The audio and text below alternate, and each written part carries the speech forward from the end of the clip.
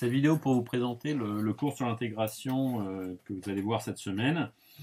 On en a essentiellement vu la plupart des résultats et les utilisations en préalable en début d'année, lorsqu'on a vu les propriétés des intégrales et puis les calculs de primitives, notamment des fractions rationnelles, et puis les théorèmes d'intégration par partie et de changement de variables.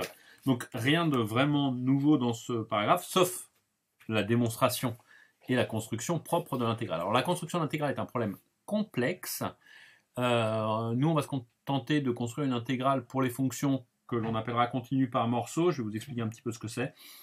Et puis, les limites de ces fonctions qui comprendront les limites uniformes, les fonctions continues. D'accord ? Vous verrez, mais pas l'an prochain, plus tard, en troisième année généralement, en première année d'école d'ingénieur, des constructions plus complexes comme l'intégrale de Lebesgue, qui vous permettra de gagner certaines propriétés. Alors, l'idée qu'on a à la base, c'est lorsque l'on veut construire une intégrale, c'est comme ça que vous l'avez vu en terminale, j'imagine, entre A et B, on va approcher cette intégrale par une méthode des rectangles, d'accord, sur chacun de ces intervalles, avec ce qu'on appellera une subdivision. Donc voilà une subdivision ici, grossièrement racontée. A c'est A0, A1, A2, A3, A4, A5 et B qui sera égal ici à A6. Et puis notre intégrale, donc on aimerait être l'intégrale sur AB, je vais vous expliquer un peu pourquoi on va le noter comme ça, de F. On va le remplacer ou dire que ça ressemble à la somme des rectangles. Et les aires des rectangles, c'est du AI plus 1 moins AI fois F2. Alors là, j'ai pris les rectangles à gauche, donc F de AI. Si je prenais les rectangles à droite, ça serait du F de AI plus 1. Je pourrais prendre les rectangles au milieu, plein d'autres façons. D'accord ? Donc ici, pour I allant de 0 jusqu'à 6 moins 1, 5. Alors, ce n'est pas une construction de l'intégrale, c'est juste une définition approchée de ce qu'on voudrait avoir. D'accord ? Alors, l'intérêt et le pourquoi du cours que l'on va faire, que vous allez lire cette semaine, c'est premièrement, on va construire l'ensemble des fonctions que l'on va appeler être en escalier sur AB. Donc, une fonction en escalier sur AB, il faut quand même l'écrire proprement, mais c'est une fonction qui est définie sur l'intervalle AB et qui, suivant un certain découpage, d'accord, est constante. Donc constante par morceau, c'est la même chose qu'en escalier. Ce qui nous donnera les ensembles en escalier de l'intervalle AB. Alors ces fonctions en escalier, on va en déduire le concept de subdivision dont on a déjà parlé, c'est-à-dire le découpage de AB en des intervalles plus petits, AB, A3, tels que la réunion de ces intervalles forme l'intervalle tout entier. Et puis on voit que pour des intervalles adaptés à une subdivision, à une fonction, je pourrais en rajouter, c'est-à-dire que là j'aurais un A1, un nouvel A2, B1, on va dire, B0, B2, B3, ça deviendrait B4, B5, je pourrais prendre le même, avoir un B6 ici, un B7 là, ça serait B8, et puis B9 ici. Et donc, j'ai plusieurs subdivisions possibles pour rendre compte du côté en escalier, du caractère en escalier, pardon, d'une fonction. Donc, on va développer ces notions de subdivision pour voir ceci, et ce qui va nous permettre de munir notre ensemble des fonctions en escalier, AB à valeur dans R, d'une structure bien connue de R espace vectoriel. Sur cette structure de R espace vectoriel, eh bien, on va définir une forme linéaire qui sera l'intégrale de A à B, d'accord, qui est ni plus ni moins que, en prenant la subdivision adaptée, exactement, enfin une subdivision qui correspond à I-1 moins AI, fois la valeur de notre fonction, donc on va appeler phi en escalier, pris sur cet intervalle où elle est constante, de I égale 0 jusqu'à n-1. Donc qui est une valeur juste, qui nous permet de calculer l'intégrale des fonctions, attention, en escalier. Donc I est une forme linéaire sur l'ensemble des fonctions en escalier, ainsi définie, I de AB, qui va avoir des propriétés donc, de linéarité, de croissance, l'intégrale donc de sur AB de alpha f plus bêta phi, c'est alpha l'intégrale de phi plus psi, pardon, bêta l'intégrale de psi, de croissance, c'est-à-dire que si phi est tout le temps plus petite que psi, eh bien on va retrouver la même propriété sur les intégrales, et puis quelques autres propriétés à côté que je vous laisse regarder au passage, mais qui correspondront aux propriétés que l'on attend de notre intégrale. Bien, donc voilà, on sait construire à peu près proprement, et surtout de façon juste, on va dire, de façon exacte, une intégrale sur les fonctions en escalier. Alors la difficulté est qu'on n'a pas envie d'intégrer uniquement les fonctions en escalier, évidemment. Donc, on a envie d'intégrer toutes les fonctions continues. Et là, on va se rendre compte que l'intégrale est en fait un passage à la limite entre ces fonctions en escalier et les fonctions continues. Alors, comment on va faire ça? C'est là qu'intervient le théorème de Heine. Inutile de vous le rappeler, n'est-ce pas? Toute fonction continue sur un segment est uniformément continue. Et cette uniforme continuité sur le segment AB, c'est pour ça que nous ne ferons cette année que l'intégrale sur un segment, d'accord? Fait que si je trace une fonction f, et si je me donne un intervalle de sécurité epsilon, eh bien, ma fonction étant continue, je suis capable d'avoir un découpage de telle façon que sur chacun de ces intervalles-là, ma fonction ne s'échappe pas plus de epsilon. Et surtout, la taille ici est une taille alpha qui dépend de epsilon. D'accord? Donc je vous rappelle que la fonction u continue, pour ce epsilon donné positif, il existe un alpha positif tel que x moins y plus petit que alpha implique f de x moins f de y plus petit que epsilon.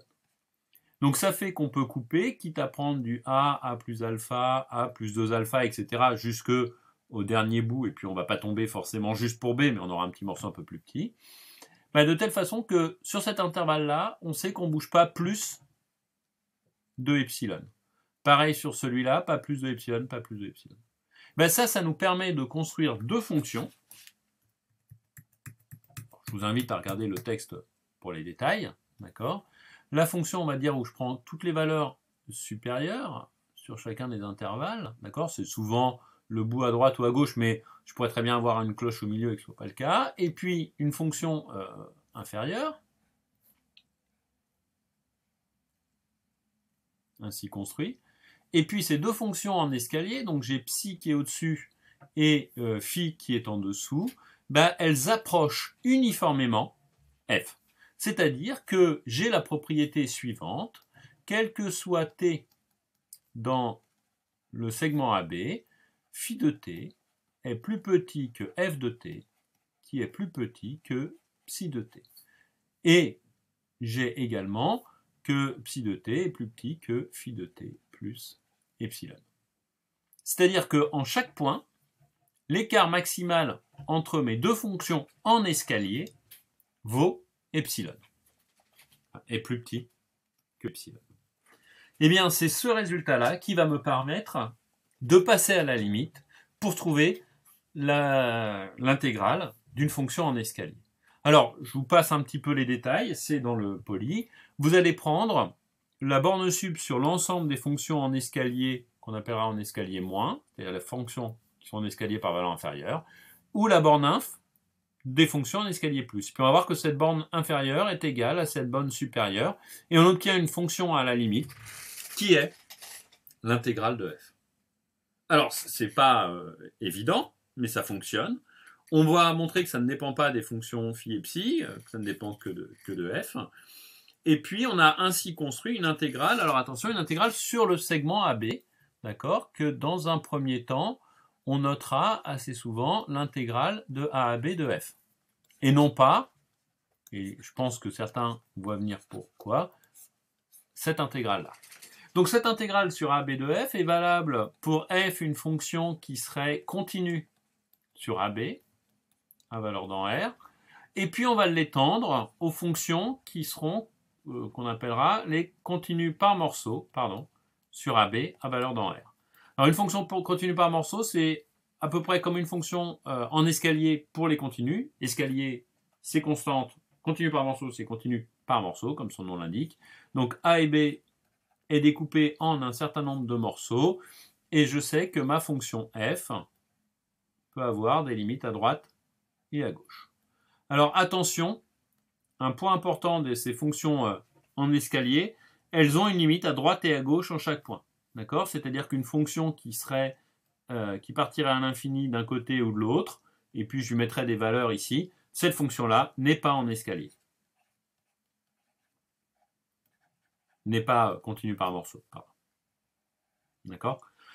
La fonction tangente n'est pas continue par morceau sur R, même si je lui prolonge des valeurs en toutes les pi sur 2 modulo pi. Bien.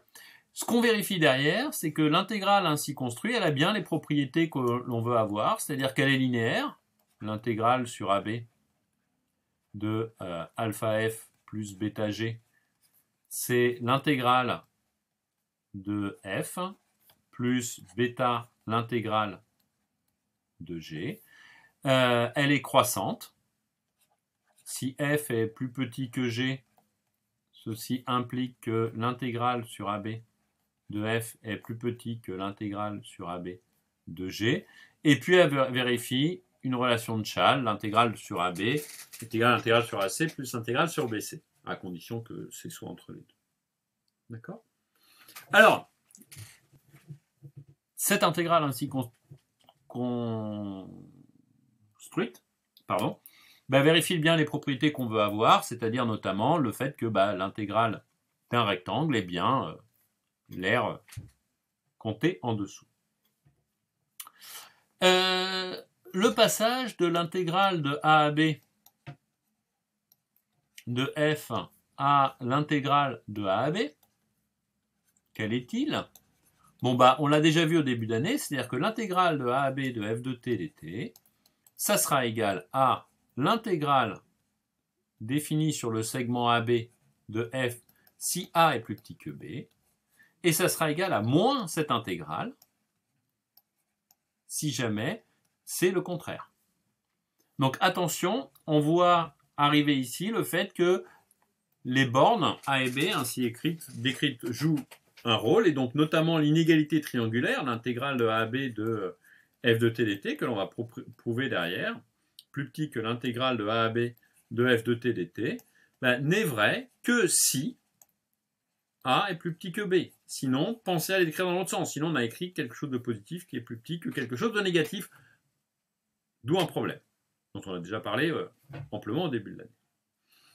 Chose que l'on va faire après, une fois que l'on a construit cette intégrale, c'est de démontrer ni plus ni moins que le théorème fondamental, c'est-à-dire que voir que l'application de AX de f de t dt est bien une primitive de f, la seule qui s'annule en A.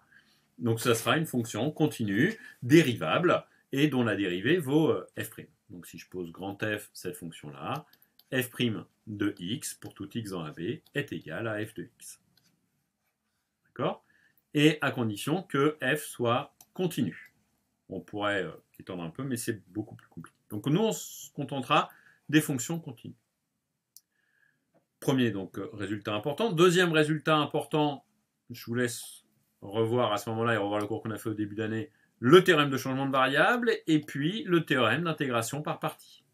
Les deux que l'on a manipulés déjà de nombreuses fois, on va les revoir un peu en exercice. On va les démontrer, et la démonstration, on les a déjà faites nous dans le cours, dans le cas des fonctions de classe C0, si on a le théorème fondamental. Donc, si notre construction convient. Donc, le seul résultat réellement nouveau que l'on va voir dans ce chapitre sera le résultat qui s'appelle des sommes de Riemann.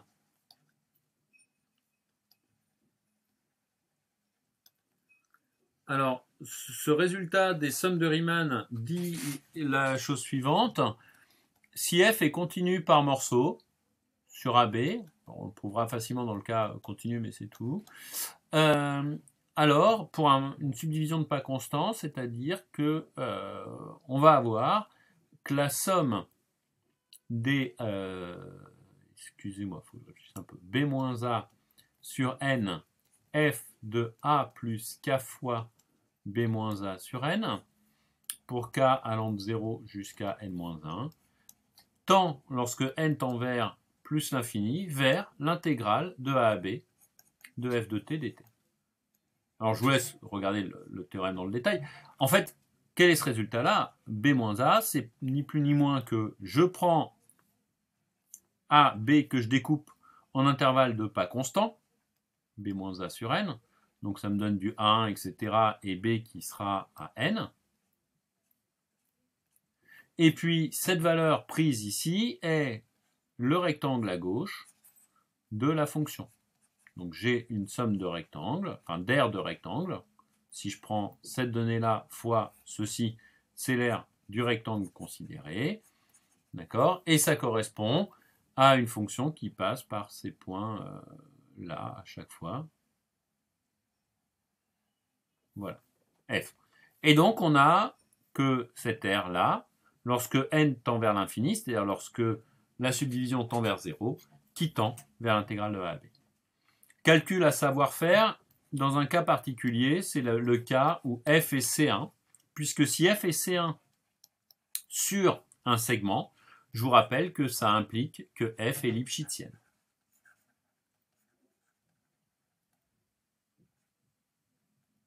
Voilà, j'ai du mal à écrire mon lipschitzien.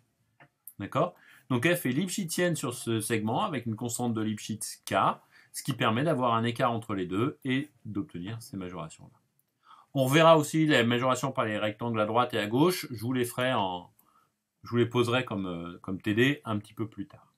D'accord? Mais donc voilà le seul vrai résultat nouveau, pas le seul résultat important du chapitre, le seul résultat vraiment nouveau, c'est ce résultat sur les sommes de Riemann que je vous demanderai de regarder bien en détail puisqu'on va s'en servir dans les exercices. D'accord? Tout le reste, et ça sera le tout début du cours, les 3 premiers jours, lundi, mardi, mercredi, c'est une construction propre de l'intégrale qui est vraiment un problème important. Maintenant, si vous êtes déjà débordé, bon, en confinement c'est un peu dommage, mais ça peut être le cas. Contentez-vous de le lire une première fois, d'en prendre un peu connaissance, et puis vous y reviendrez un petit peu dessus ensuite. D'accord? C'est pour ça que je vous ai fait ce petit survol qui devrait vous donner un petit peu l'idée et les axes qui seront développés.